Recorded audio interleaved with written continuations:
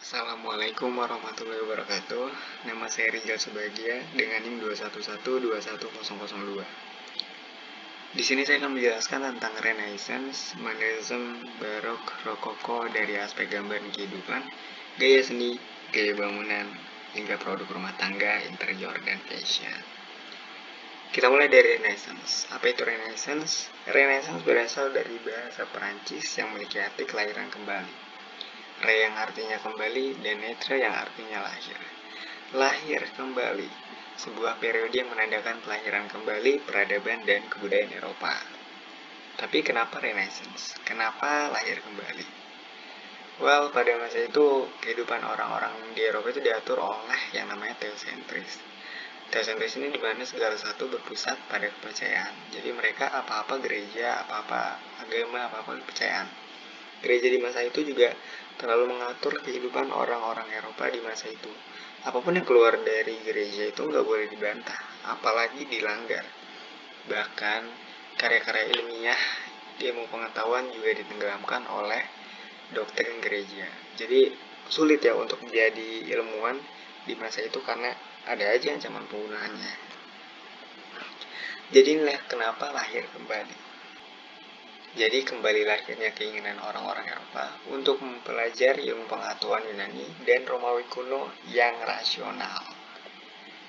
Leonardo da Vinci, Christopher Columbus, Galileo Galilei, dan Johannes Gutenberg adalah orang-orang yang hidup pada masa Renaissance. Ini adalah mesin cetak buatan Johannes Gutenberg. Memang sederhana, tapi ini punya arti yang sangat besar. Jadi di masa itu ketika orang-orang udah mulai mau membaca lagi, mau belajar lagi tentang ilmu pengetahuan, mesin cetak ini Johannes Gutenberg buat untuk memperbanyak karya-karya ilmiah, gitu. Buku-buku biar banyak orang yang bisa baca. Gitu. Penemuannya jadi salah satu paling penting dalam proses penyebaran ilmu pengetahuan. Ya karena dengan mesin cetak dia bisa mencetak banyak buku dan banyak orang bisa membacanya. Dari gaya seni kita bahas L'Ultima Cena atau yang biasa kita kenal dengan nama The Last Supper, karya Leonardo da Vinci. Menjelaskan tentang Yesus dengan 12 muridnya di sebuah meja perjamuan. Bisa kita lihat di sini kalau lukisan Da Vinci ini di era Renaissance tuh memperhatikan kesimetrisan dan mempunyai kedalaman. Ini terasa lebih hidup jika dibandingkan dengan lukisan dari era Dark Age. Era Dark Age itu nggak ada ruang, nggak ada kedalaman, dan bentuk orangnya pun nggak realistis, jadi flat aja gitu, nggak kerasa hidup. Dan dari gaya seni kita beralih ke arsitektur. Arsitektur dari Renaissance ini mengagumkan ya. Pilar-pilar besar, kolom-kolom besar dengan lengkung dan kubahnya menjadikan arsitektur ini, bangunan dengan gaya arsitektur ini tuh kelihatan megah banget gitu. Nah ini ada ciri-ciri arsitektur di era Renaissance. Yang pertama lengkung, terus kolom-kolom dan kubah, yang mana hasil dari adaptasi Yunani kuno dan Romawi kuno. Terus kita lihat produk desain interior era Renaissance. Di sini mereka pakai mozaik biasanya yang mengikuti bentuk dari kubah itu sendiri, kubah bangunan itu.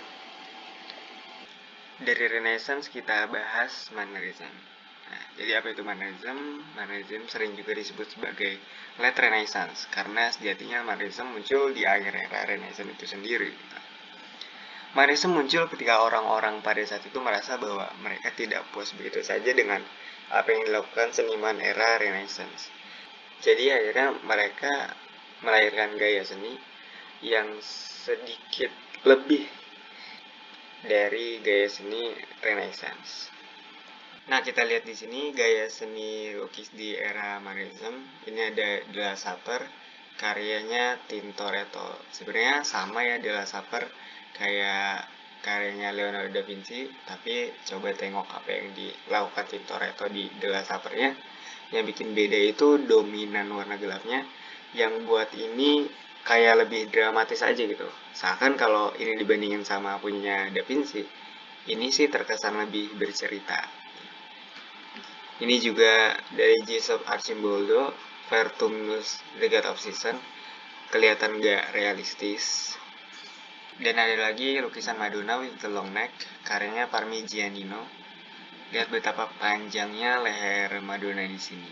Gak kelihatan realistis dan terkesan berlebihan kalau dibanding dengan era Renaissance. Nah, ini dinamakan sebagai lukisan anti klasik atau anti Renaissance.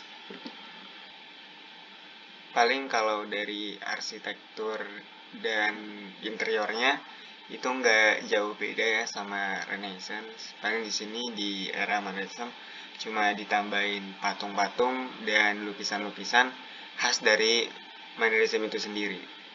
Sekarang ke era Barok. Era Barok muncul pada abad ke-16 akibat gerakan Protestanisme. Nah, dan ini dia Martin Luther, tokoh Protestanisme, reformasi Protestan. Gaya barok adalah gaya seni yang bisa dibilang melebih-lebihkan dengan detail yang jelas dan mudah ditafsirkan untuk menghasilkan sebuah drama, semangat, dan keagungan dalam seni. Nah, kalau kita lihat di sini dari patung Davidnya karya Gian Lorenzo Bernini, patungnya itu udah mulai nunjukin ekspresi ya, terkesan lebih hidup dan biasanya lukisan dan patungnya itu seperti scene film yang di pause gitu. Jadi seolah-olah kelihatan nyata gitu, nggak dibuat-buat, nggak kayak lukisan David dari Michelangelo dan Donatello di era-era sebelumnya yang cuma berdiri kontraposto, nggak kelihatan hidup. Juga ada lukisan Crucifixion of Saint Peter oleh Caravaggio. Ini menggambarkan tentang penyaliban Petrus ya. Jadi biasanya lukisan dan patung, pokoknya seni di era ini tuh diambil dari kisah-kisah di kitab suci gitu. Biar ya itu tadi sebagai kampanye biar orang-orang pada balik lagi ke gereja. Ini dia bentuk gerejanya juga, bentuk bangunan ya, terutama gereja tuh dibuat sedemikian bagusnya gitu. Jadi biar orang-orang balik lagi. Nah, di atas gereja ini biasanya interior gereja dipenuhi dengan lukisan fresko. Nah, biasanya adalah adegan dari kitab dan gambaran surga dengan malaikat-malaikatnya, agar orang-orang merasa tenang dan lebih religius seperti di surga. Nah, kalau dari fashionnya, fashion wanitanya sendiri itu cirinya itu kerahnya rendah. Terus korsetnya itu bentuk tubuh kayak ya benar-benar korset yang mungkin di kecil banget kali ya. Terus kalau misalkan fashion prianya itu ciri jas panjang dengan renda-renda. Nah, bisa kita lihat renda di tangan-tangannya itu. Terus juga celananya cuma sebatas lutut. Ada lagi selain yang tadi, pada pria tuh biasa pakai doublet atau jas pas badan. Kalau sebelumnya jas panjang, ini jas pas badan. Juga pakai topi. Setelah barok, kini ada rokoko. Jadi apa itu rokoko? Berasal dari kata rokel dan barok. Seni dekorasi penuh dengan kerang dan kerikil. Mengembang ketika seniman barok meninggalkan gaya simetris dan mulai mendagangkan bunga, tanaman, dan permainan lainnya. Nah, lukisan era Rok ini memiliki ciri menggunakan warna pastel dengan tema cinta dan suasana yang riang. Pelukis terkenalnya itu Jean-Antoine Watteau, pelukis terkenal di era Rokoko. Oke. Nah, ini adalah salah satu karya dari pelukis Antoine Watteau ini, yaitu Pleasure of Love. Mungkin di sini seniman-seniman lukis di era Rokoko ini menggambar dengan warna-warna yang nuansanya terlihat tenang gitu, cerah, bahagia, riang, yang padahal sebenarnya enggak. Jadi ini untuk menutupi masalah-masalah yang terjadi gitu. Jadi para bangsawan nggak begitu peduli dengan masalah yang terjadi gitu, kemiskinan dan segala macamnya. Nah, ini ada arsitektur dari era Rokoko ya.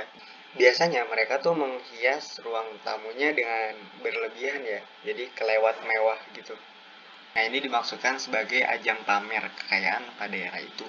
Jadi, kehidupan di masa itu tuh emang waktunya orang-orang itu untuk pamer kekayaan ya gitu lah. Jadi, mereka benar-benar nggak peduli sama lingkungan sosial gitu loh. Orang-orang miskinnya mereka nggak peduli juga. Nah, hanya ada dua gaya di era Rokoko, gaya mewah si bangsawan dan gaya orang miskin.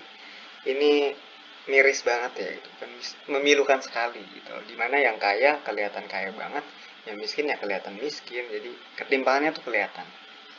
Nah, ini di sebelah kiri ada si bangsawan dan sebelah kanan ada si miskin ya.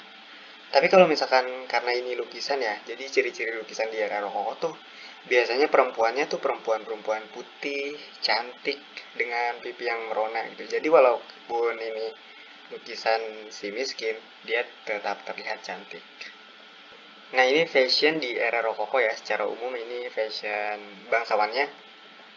Yang laki-laki tuh dengan rambut palsunya, lihat dengan rambut palsunya juga masih dengan renda-renda ya di tangannya. Nah, kalau yang perempuan itu biasanya gaunnya tuh berlebihan gitu, kayak gede banget, pokoknya gede banget bagian bawahnya. Terus ya masih dengan renda-renda di tangannya gitu loh. Ya, itu tadi penjelasan saya mengenai era Renaissance, Modernism, Barok, dan Rokoko. Terima kasih.